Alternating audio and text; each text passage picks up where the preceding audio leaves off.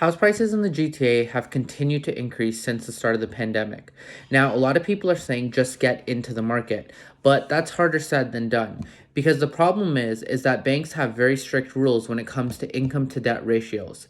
Now, the good news is there's alternative lenders who actually offer more flexible income to debt ratios and allow people to purchase for higher than the bank would normally allow them. Now, the negative with alternative lenders is that the rates are typically higher than what the bank is offering. In addition, you have to pay a 1% lender fee on the mortgage amount at the time of your closing. So the question now becomes, do you pay a higher interest rate and pay the 1% lender fee to go with an alternative lender, or do you wait until maybe you can purchase for more with the bank?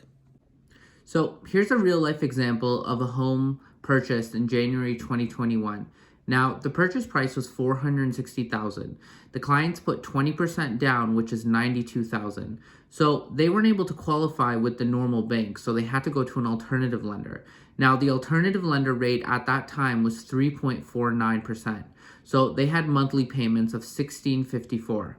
Now, if they had been able to qualify at the bank at that time, the rate would have been 1.85% and the monthly payment would have been $1,331. So the difference in the payments that they paid over 1 year was $3,387. And they also had a higher interest rate, so they paid more interest overall, and that amount was $5,900. They also had to pay the 1% lender fee because they went with an alternative lender when they purchased a property, and that costed them $3,680. So this home actually got appraised in January 2022 for $640,000. So the equity in their home now is $128,000 compared to when they initially bought it when it was $92,000. So the equity increase is about $36,000. But remember, they also paid extra interest over the year because they went with an alternative lender instead of a bank.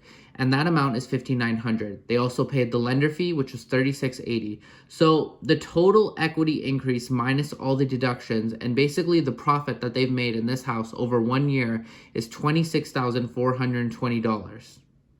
Now, this example I use is a real life example of someone who purchased in January 2021 and refinanced their home in January 2022. Now, the good thing about alternative lenders is typically it's a 1 year rate, which means that if you're able to then qualify with the bank after 1 year, you can move to a bank and you don't have to pay a lender fee and you're able to get that lower interest rate.